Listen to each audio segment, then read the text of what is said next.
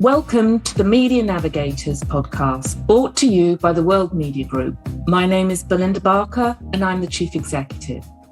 Today we have a bumper episode for you. Not one, but three creative media innovators, each with different areas of expertise. Firstly, I'd like to introduce you to Alex Wood. He's the Managing Director of Forbes Europe, but also an innovator and entrepreneur in his own right.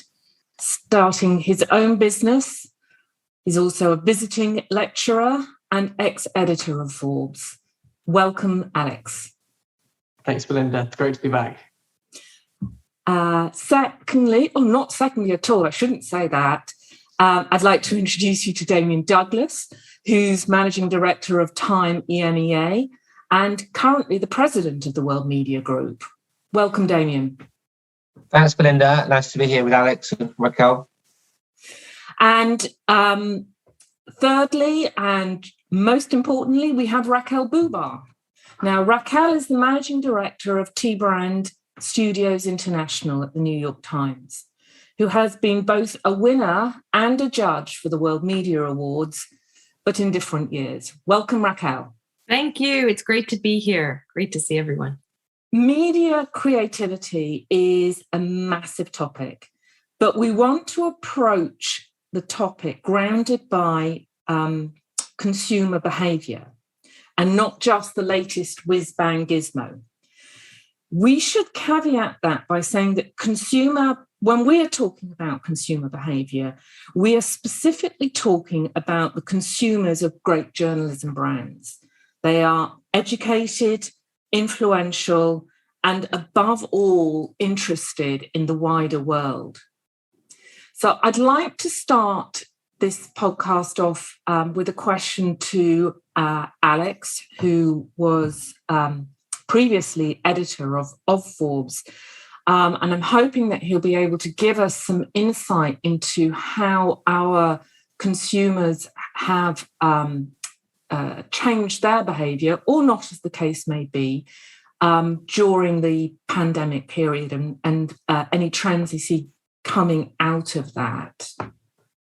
There's been so much change throughout the pandemic period, but the first thing that comes to mind for me is actually virtual events.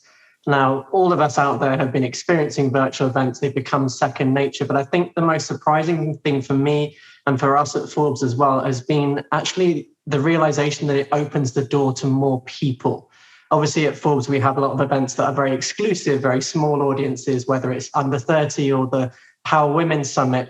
But having those people in the room is powerful, but actually giving people a seat virtually gives them a seat at the table. The kind of people who can't get into a high-profile room in New York where there's only 200 people. And so the thing that's really surprised me is, one, I don't think we've had virtual event fatigue yet, and people are still dialing in. And two, I think it really is here to stay. And it's here to stay because it's allowing people to have more access to events. And I think it seems like such a long time ago we were talking about things like Black Lives Matter and about equity. And actually that conversation is just as important as it was back then. And so I think virtual events are a big part of that future conversation. Have you seen any changes in the way people, in what they want to consume, in the types of content that they are moving to? I definitely have a personal experience to share from this. So at the beginning of the pandemic, I was seconded over to our international breaking news desk. And was teeing up the coverage from Europe ready for when the US were waking up. And of course, our audience were looking for the hot takes, the breaking news coming out of Italy, coming out of Madrid, coming out of the UK as coronavirus was developing. And we saw, as all of our peers saw as well, huge surges in traffic. But actually the trend more recently has been shifting towards what we call our day two takes. So what we're really doubling down on is the more considered premium journalism, the more analytical pieces, because my sense as someone who's worked in editorial for a long time is that actually we've all been spending a lot of time at home. Yes, we were glued to the news when things were moving fast, but now actually we're all taking a bit of a step back and we're wanting those more considered pieces of journalism. And so that's what I'm seeing. The trend is really cutting through the Google News noise and actually having a more thoughtful and more considered journalism that delivers and engages with people. Interesting. And has that been a similar experience for Time and the New York Times, Damian? For us, absolutely, I agree with Alex. And you look at the types of events we're delivering now versus the types of events we were delivering at the start of the pandemic.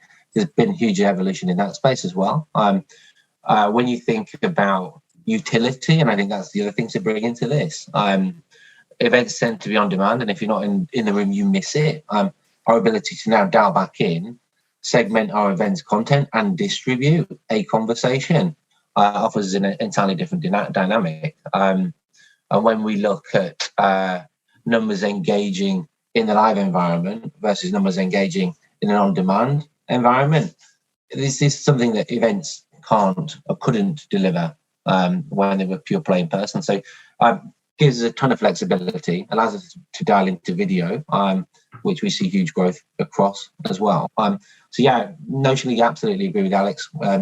Here to stay for us as well. We're working through an events program this year that includes both in-person and virtual and a mesh of both together. So yeah, they're here to stay on our calendar too.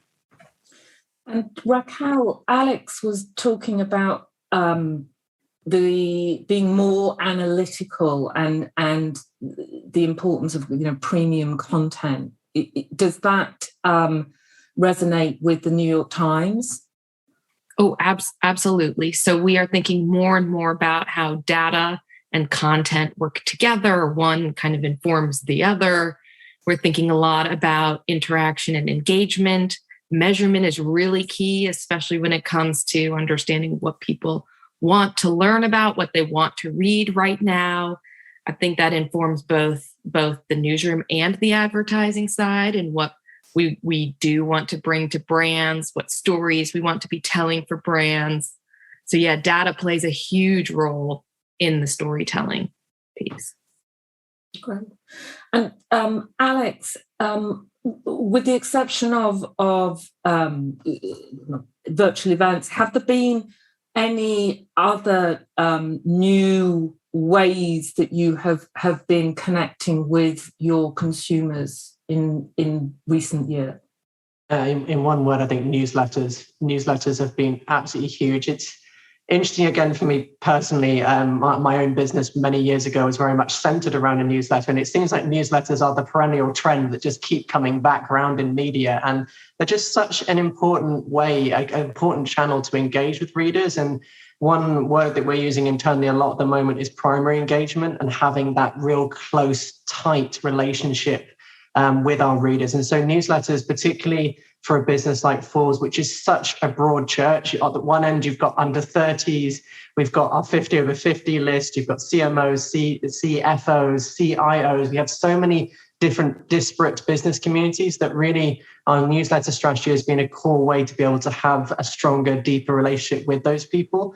And we're really seeing, as we, like many of our peers, are transitioning to more of a subscription model as well, and a metered paywall model. It's just such a key way to be able to keep that engagement going. Raquel, I understand podcasting has been something that's been very big for the New York Times. Could you share a little bit about that and any other innovations that you? Oh yeah, Alex, I think in the same way you all are seeing newsletters, we are seeing audio as a huge source of opportunity, both for subscribers as another reason they want to join the New York Times and subscribe to the New York Times, and brands who want to be a part of these hit shows that we have. We have The Daily with millions of listeners every month. We have Modern Love. We've acquired Serial. We're about to launch one in the UK, a story specifically about Trojan Horse, which was a scandal in Birmingham about the school system. So our audio is really where brands want to be. But I would also add that we're thinking less about individual opportunities at the New York Times and more about the whole ecosystem of all of this kind of content and spaces and platforms and how they interact with one another. So newsletters, as you said, and audio and display and articles and events, and all of that coming together is a much larger opportunity for readers and for brands to play. So it's a new way of thinking. Now, this is definitely off script, because I've just remembered that, of course, you purchased Wordle this week. Yeah, we did. Yeah. And having started this conversation about the growing with a more analytical premium content, obviously Wordle fits in a different sphere. How does that fit within the strategy? Yeah, well, we have a huge commitment to news, right? Quality news, of course, and then also trying to play a role in people's lives in all sorts of areas. So Wordle fits into the New York Times Games, which is hugely popular subscriber base. We also have cooking, which is part of everybody's lives and took off during the pandemic when everybody was stuck at home wondering what should I be doing with my time. And then we also are thinking more about sport and how do we really enrich that element of the news coverage. And so we've also acquired The Athletic, which is, I know a lot of people, because I've heard from friends and colleagues that The Athletic is also huge in the UK. Subscriber base, so it's part of the New York Times mission too, and it just aligns really well. So we are very excited about Wordle and The Athletic right now. Damian, I know that Time, you have newsletters are important to you, but that you've just launched a newsletter specifically around the metaverse, which was kind of the next topic that we wanted to move into. I guess I've kind of got a two-part question. One is, what prompted you? What was the rationale behind the newsletter itself? Clearly, you consider the metaverse to be important, but also, if you could expand a little bit about what the metaverse, what the implications are for media in general, but in specifically for journalism brands. Okay. I'll try and tie it to the last conversation because I think there's some similarities.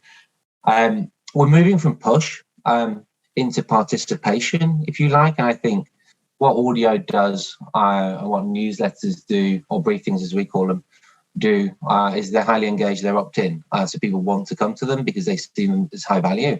I think typically as brands over the last 10 to 12 years, we've tended to push messages at people rather than have them engage and participate in a conversation. I think notionally, that's kind of what the metaverse is going to be designed to do, is to have people and communities engaging in environments they want to be in, with like-minded people, but we're still at the really early stages of metaverse. And I think one of the interest areas for Time is we want to cover things that we think are going to impact both business and society fundamentally. And the metaverse is a natural next step for us, given we've got Generation Z and Alpha coming through. And they're going to be fully immersed digital natives. They grow up with tablets. They won't look at print in the same way that we look at print. So, that's a really interesting dynamic.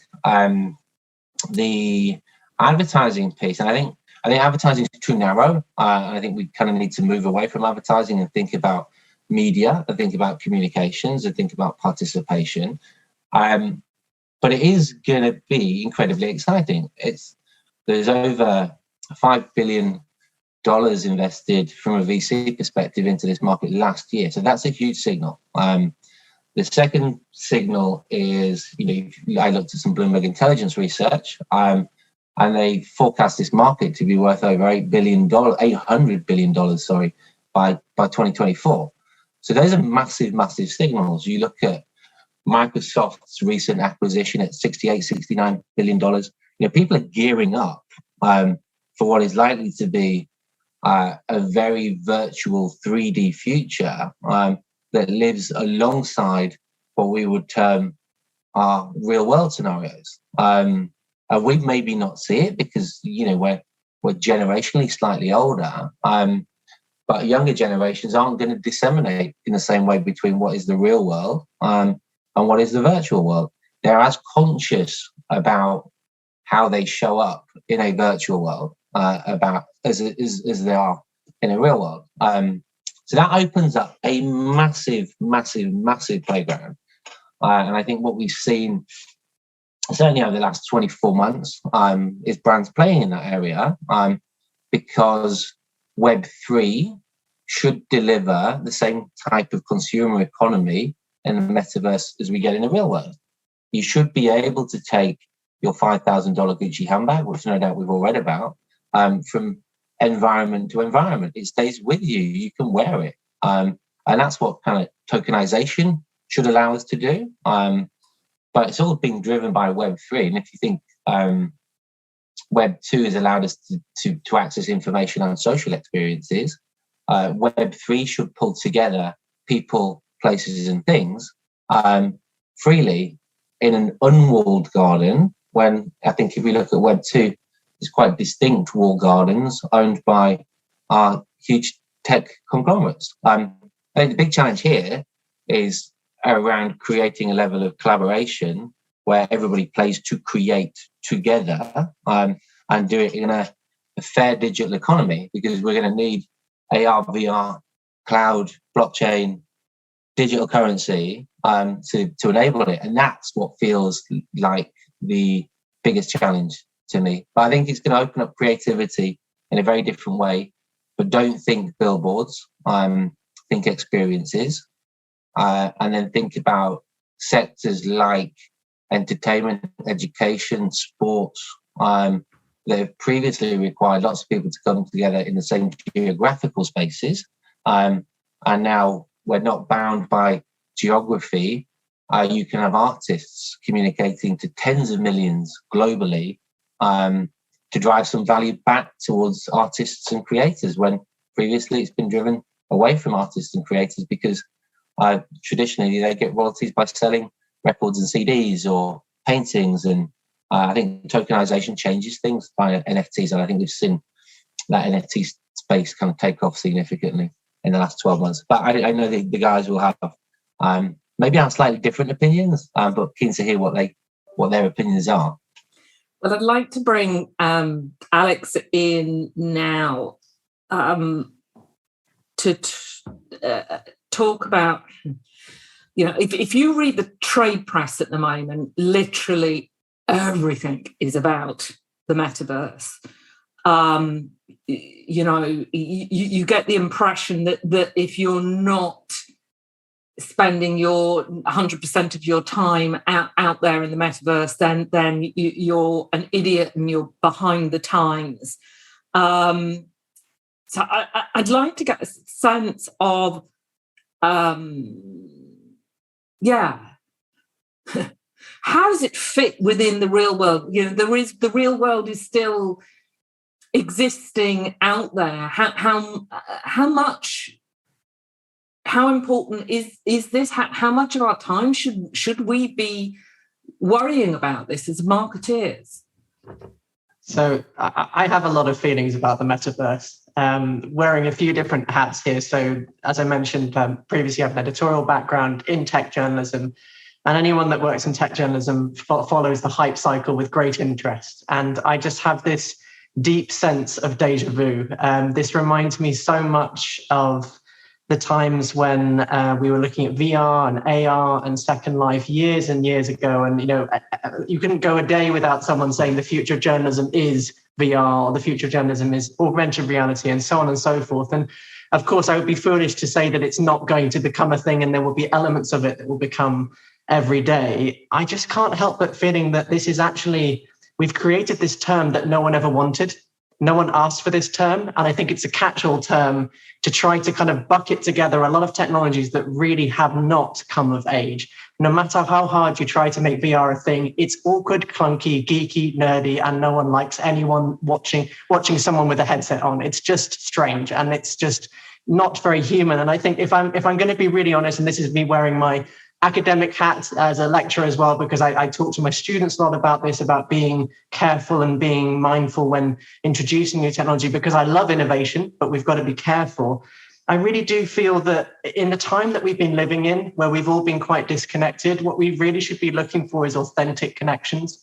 And I think that that's what, as media owners, as publishers, that's what we should be thinking about. And some of the conversation we were just having about having that direct relationship with the reader is somewhere that I personally think we should be investing so much more energy in right now. People want authentic communication. I don't think people necessarily want to walk around the metaverse with a Gucci handbag yet. I may be proven wrong. Yeah, I agree with the sentiment as well. I'm a conscious observer and I've been interested over the last 3 or 4 months. But it is such an interesting space. But people are spending real money in it as well, and that's where there is a value in there, and at the moment it's quite niche. If you look at crypto communities, they're quite narrow still, and NFT communities, they're still quite narrow. But there is generationally, and this is why it's miles away.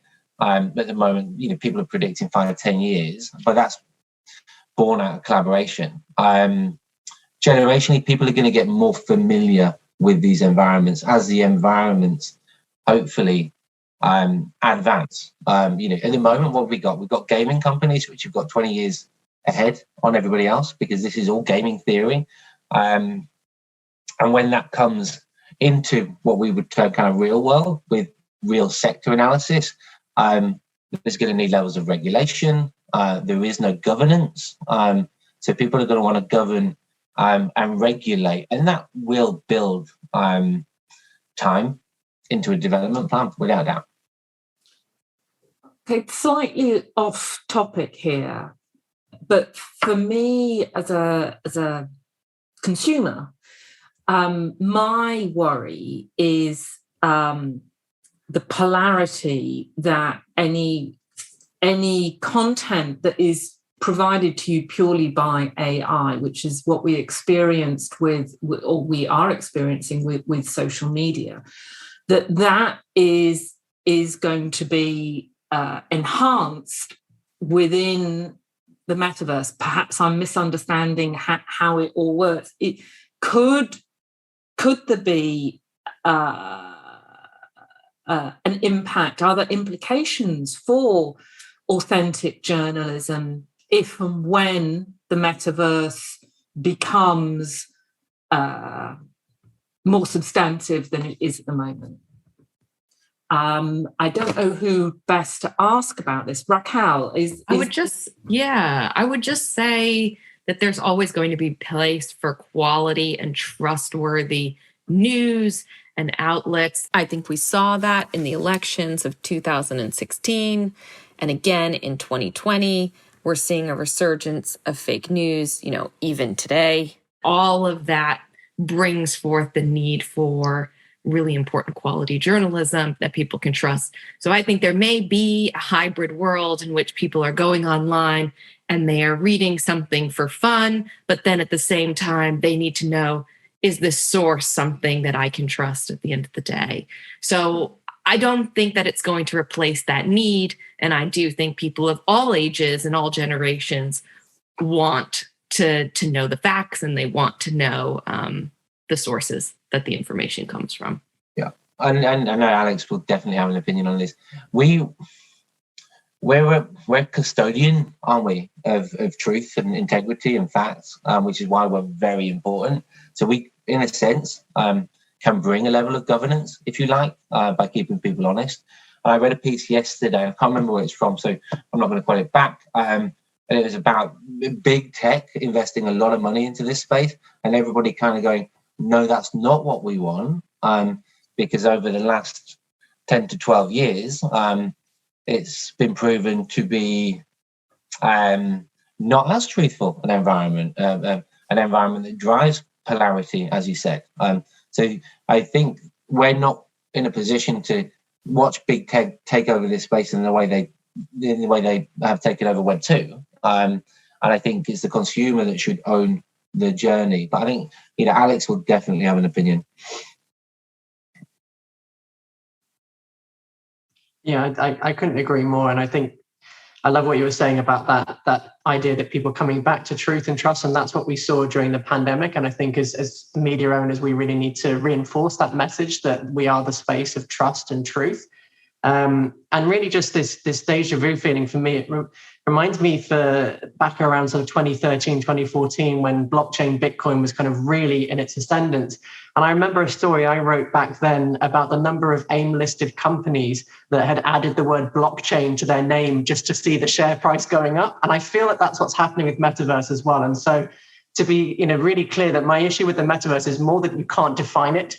And it is just such a broad church that I don't think any academic has actually done. And instead, it's in the same way that blockchain can be loosely defined by some people, or some people say they're a blockchain company when they're not. It's that kind of sense of hype on the hype cycle that I'm sort of sitting here in this slightly skeptical corner, that I'm willing to be challenged by anyone else in the World Media Group. I'd love to sit down over a pint in real life, and not in the metaverse. Okay. So we need to kind of, I'd just like to finish off this conversation and perhaps move back to kind of the commercial world, which is how advertisers and marketeers can engage in these different worlds. Content marketing is so important now in all forms of messaging. But I'd really like to ask Raquel about, what are the key trends you at the New York Times are experiencing in terms of content marketing, the themes, are they going out into the metaverse? What are the key themes you're experiencing? It's a great question. We are seeing so many different trends happen at once. We are seeing brands who want to talk a lot more about culturally relevant topics. We want to be able to help them with those topics. They want to tackle really challenging questions, things like, what do brands stand for in society? What relationships do they have with consumers and communities? How can they make a positive impact on the world? And so when they're talking about these things, they want to have someone who is there to advise them on how best to do it, because not every brand can credibly and authentically talk about every topic. At the New York Times, we see a lot of advertisers come to us who want to talk about sustainability and climate change, because the New York Times, we have one of the largest, if not the largest, climate desk of any news publication on the planet. And that means that brands want to be around that content. We're also focused on diversity, equity, and inclusion. These are issues that brands are wrestling with right now. So they want to speak about more meaningful and purposeful topics, and we see that across the board. Another trend that we are seeing is travel. Used to be a huge category for us in branded content. I think everybody would say that in the industry, and obviously with the pandemic and consumers not traveling as much, and governments restricting their borders, it kind of left a space for other advertiser categories to start speaking out more about these hot topics. Pharmaceutical companies are speaking out more, technology, energy, they all want to speak now and have kind of filled that void, that vacuum. So there's so many trends that are happening, so many changes, and it's just the world that we live in. Everything seems to be evolving, even in the advertising space. Yeah. Raquel, on that, I think brands are having to tell people who they are again, which is great for us. We saw kind of conscious consumerism, if you like, has come back hugely. People are interested in where their goods and services are coming from, who made them, how were they made, are they authentic? And that means brands kind of have to focus a little bit less about the end consumer and more about the brand, because we consider where we purchase from. Impact investing is the same in the financial world. I think most of the financial conversations now tend to be around ESG and impact investing, doing good, which is a relatively small proportion of their businesses comparatively to their investment banking arms. But it's a changing conversation entirely, because our economic situation, our social situation is dictating that we need to change quite quickly. What did the UN describe it as? The decade of action, right? So we've got 8 years in front of us to make real transitional change. Brands are a huge part of that because of the IP, intellectual property, research and development capacity, capital. They need to be part of a conversation. And I think as time, our role is to champion them on their journey if they have a journey. We launched Time 100 Companies for its second year in, I think, 2 months, which focuses on impact and influence rather than numbers. We featured BP 2 years ago, last year, because Bernard Looney came out and made some very bold statements around their sustainability journey. Yeah, the big oil and gas, but he set them on a path to net zero, which should be applauded in the same way that we should applaud pure play clean energy companies. There's a seat at the table for everybody. It's about having a plan and being accountable to that plan, as we all will be over the next 8 years. Does it change the relationship that you have as a media brand when talking to a brand? Raquel, is that something you could? Yeah. Oh, the relationship has changed. Yes. It used to be, I think, that an advertiser could come with maybe their press release or a mission statement, and we would essentially be asked to create that in branded content form. I think maybe we even at the time didn't think or question so much their story that they wanted to tell. Now, I think it's not just expected, but it's a requirement of all marketers and advertisers at publishers to say to that brand, can you back this up? Like, have you actually put your money where your mouth is? Have you taken actions? If you're going to talk about diversity, equity, inclusion, have you really thought about that at the board level? We wouldn't want to put something out there if they couldn't credibly back that up. And so now I think the relationship has changed, and they do look to us for that advice in a way maybe they didn't need it to in the past. One last question, because I realised I could carry this conversation on all morning, but we have already run over time. But what implication does the context have in creating best engagement? I think that's a great thing. I think everybody here will probably want to comment a little bit on this. The context is almost two parts. It's the context of the world that we're living in, the pandemic, where we are with climate change and sustainability, global racial reckoning of who we are as a society.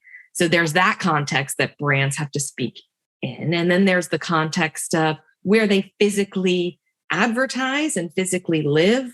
And that's where publishers can come in, because we talked a little bit about trustworthy destination and being a place for credible news and innovative news outlets. So there's so much context that makes it so much more complicated for advertisers to play in the space.